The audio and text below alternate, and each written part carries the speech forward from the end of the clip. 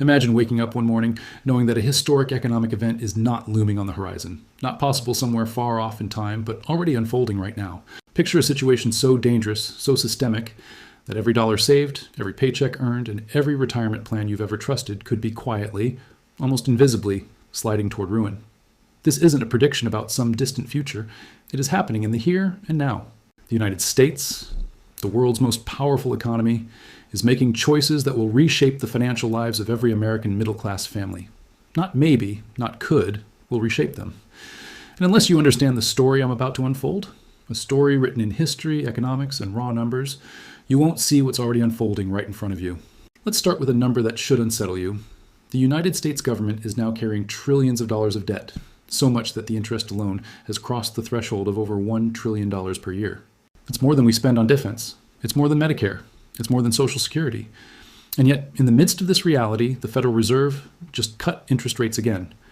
Before you dismiss that as good news, understand this. Lowering interest rates in a world drowning in debt is not a sign of confidence. It is a sign of desperation. It is not choosing stability. It is choosing inflation over collapse. It is choosing to erode the value of your money, your savings, your ability to plan for retirement, rather than confront the deeper crisis burning beneath the surface of the economy.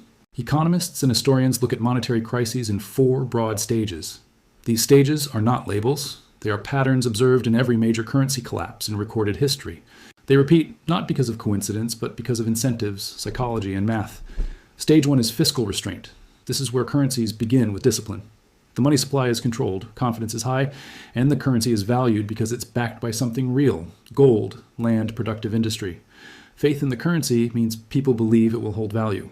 This is when a middle class can grow, save, invest, build factories, buy homes, and plan for the future.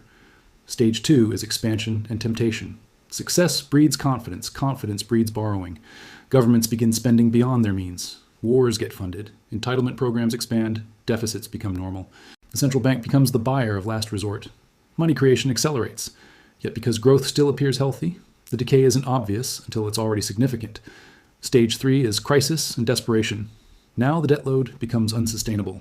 Interest payments consume more and more revenue. The central bank faces a stark choice: raise rates and crash the economy, or print money and destroy the currency. In every historical case, the choice has been the same. They print money. Stage 4 is collapse and reset. This is the end game. Either hyperinflation wipes out the value of the currency, or the government defaults and the financial system shatters. Savings evaporate. Confidence dies. The middle class is destroyed. Social order fractures.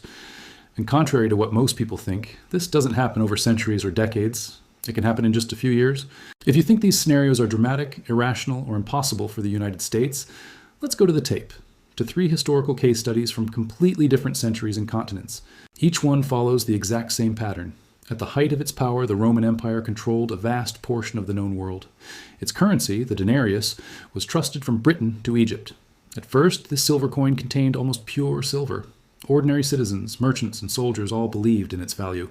But as the empire expanded, so did its ambitions and its expenses. Public works, wars, legions, aqueducts, palaces, everything cost money. Eventually, the treasury could not keep up with spending. So what did the emperors do? They started to debase the currency. They reduced the silver content, first slightly, then more aggressively.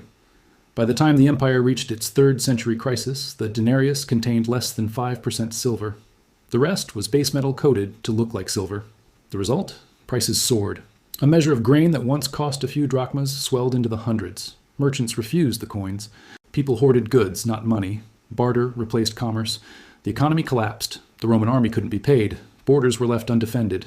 And the empire fractured from within, a collapse that ushered in the Dark Ages. Rome's downfall was not only barbarian invasions. It was monetary collapse first, political collapse second. If you've seen pictures of people using wheelbarrows full of banknotes or children stacking worthless money like building blocks, you've seen the aftermath of hyperinflation in Weimar Germany. But the why is even more important than the images. Before World War I, Germany was one of the most disciplined monetary systems on earth. The mark was backed by gold. Confidence was high. The middle class was strong. Then came war. The government borrowed heavily to fund the conflict. When Germany lost, reparations demanded by the Treaty of Versailles amounted to an impossible sum. The government could not pay, so it printed money instead. What followed was terrifying. In 1921, $1 bought 75 marks. By late 1923, $1 bought 4.2 trillion marks. Prices doubled in days, then hours. Workers were paid twice a day because their wages were worthless by sunset. Middle-class savings were obliterated. Pensions became jokes. Bonds became toilet paper. But the wealthy survived. Not because they were smarter, but because they held real assets: land, factories, foreign currency, gold. Inflation destroys cash, not assets. The social consequences were staggering. Hunger, anger, desperation, humiliation, fertile ground for extremism. One man rose on the back of that devastation. You know his name.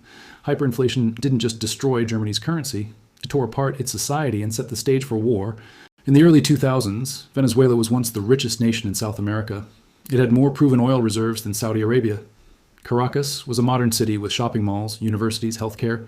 Everything a thriving middle class believes gives hope and opportunity. Then came socialist policies, price controls, nationalization, subsidized goods and services, massive government spending funded by oil revenues. At first, high oil prices masked structural problems, but oil production collapsed, down 90% in 2 decades. Revenues dried up. The government could not fund its promises, so it printed money, enormous amounts. Inflation went from standard to astronomical. 300%, then 1,000,000%, then worse. Bread became unaffordable. Markets collapsed. Prices doubled every few weeks, then every few days. Stores emptied not because food wasn't produced, but because no one could legally sell goods at profitable prices. Hospitals ran out of insulin and antibiotics. People died from treatable conditions because the economy was broken. 7 million Venezuelans, nearly 1 in 4, fled the country. This was not a natural disaster. This was a monetary collapse. It happened in the modern era, in a country rich with resources. The underlying cause was not oil scarcity, it was currency destruction. Now consider this. The United States once had the soundest monetary system on earth. Under the Bretton Woods Agreement in 1944, the dollar was backed by gold at a fixed rate. Foreign nations could exchange dollars for gold. This limited reckless money printing. The result was unprecedented growth through the 1950s and 60s. A rising middle class, expanding wages, household saving and investing, a strong work ethic that paid off. But that system died on August 15, 1971, when President Nixon closed the gold window. Overnight, the dollar became pure fiat money, backed only by government promise, not gold. That was the end of Stage 1. Since then, the United States has been in Stage 2, expansion and temptation, for more than 5 decades. Debt has exploded from less than $400 billion in 1971 to over $38 trillion today. Add in state, corporate, household debt, and the numbers soar above $100 trillion. But the dangerous part is not the size of the debt itself. It is the cost of servicing that debt. Interest payments now exceed more than $1 trillion per year. That money goes nowhere productive. It doesn't build infrastructure, educate children, or fund scientific breakthroughs. It vanishes into bond markets.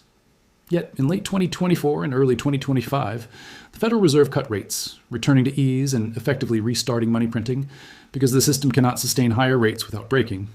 But this is not fortuitous. This is not good news. This is the pattern that always precedes currency collapse. You see, once a currency enters Stage 3, crisis and desperation, there are only 2 possible endings. Hyperinflation, where money rapidly loses purchasing power and prices spiral out of control or default, where the government admits it cannot pay its obligations, triggering a systemic breakdown. Both outcomes devastate the middle class. In hyperinflation, cash savings evaporate, paychecks buy less each week, retirement accounts shrink in real terms. In default, credit freezes, banks fail, pension payments stop, and government services collapse. For decades, the United States avoided these outcomes because the dollar was the world's reserve currency. Foreign central banks held dollars, corporations priced trade in dollars, countries bought U.S. debt, and oil was priced in dollars. But that privilege is not guaranteed. Central banks across the world are reducing dollar holdings, diversifying into gold and alternative currencies, and establishing new payment systems outside the dollar standard. When foreign demand for dollars weakens, the burden of buying U.S. debt falls back on domestic institutions, and ultimately on the Federal Reserve itself. That is the definition of monetizing the debt and a step toward terminal collapse. The middle class suffers first and worst in these cycles. They hold cash savings. They hold fixed income assets. They depend on predictable prices. They cannot hedge against currency destruction. The wealthy survive because they hold real assets: land, businesses, commodities, foreign holdings, gold. The poor get hit hardest because they lack savings. The middle class is squeezed between rising costs and stagnant incomes, taxed progressively to pay for programs that borrow ever more money. Mainstream narratives will tell you inflation is a temporary blip. They will tell you the Fed has everything under control. They will reassure you that the dollar is strong, that the economy is resilient. But trust is not strategy. Trusting institutions that have repeatedly been surprised by crises is not preparation. It is denial. History does not care how powerful your economy is. It does not care how technologically advanced you are. It does not care how many patents you hold or how vast your military might is. Currencies collapse not because of external forces alone, but because of internal imbalances and choices made when the math stops adding up. So what does this look like in everyday life? It starts slowly. Gas becomes noticeably more expensive. A trip to the grocery store feels like theft. You're not imagining it. It's not your fault. The dollar simply doesn't stretch like it used to. Coffee that cost $3 now costs $6. Rent jumps 20% in one lease cycle. Wages barely move. You work harder, but fall further behind. You save diligently, but watch your savings buy less each month. That's not your failure. That's policy. The wealthy see asset prices rise in inflation, stocks, real estate, commodities, while the middle class sees real living costs climb out of reach. Congress raises the debt ceiling again with a photo op as if another $1 trillion in debt is just another Tuesday. But the bond market notices. Foreign buyers get nervous. Treasury auctions wobble. Yields spike. Interest payments balloon. The government borrows more to pay the interest on what it already borrowed. This is the debt spiral. Behind closed doors, Fed officials hold emergency meetings. They know raising rates will crash banks, markets, and the housing sector. They know cutting rates will accelerate inflation. It's a trap. There is no painless exit, so they cut again, they print again. But the dollar is weaker now. Inflation expectations are unanchored. Foreign nations are pulling away from the dollar. Gold is rallying. Capital flees fiat. That's not optimism, that's alarm. Then the social fabric begins to fray. People take to the streets, not for ideology, but for groceries. The anger isn't red or blue anymore, it is economic. It's primal. Politicians scramble with stimulus packages, rent subsidies, food credits, price controls. But the money is worthless. Inflation eats it faster than they can distribute it. Price controls destroy supply, rationing returns, surveillance expands. Blame is cast on corporations, on foreign adversaries, on hoarders. But the people know it's systemic. What happens next depends on how fast the collapse accelerates. It could be slow decay. The dollar becomes a second-rate currency, import prices soar, real wages stagnate, and America becomes a lower growth echo of its former self. Or it could be rapid, a sudden bond market freeze, a failed treasury auction, currency crisis, capital controls, banking restrictions, and chaos. But there is hope, not in denial, but in preparation.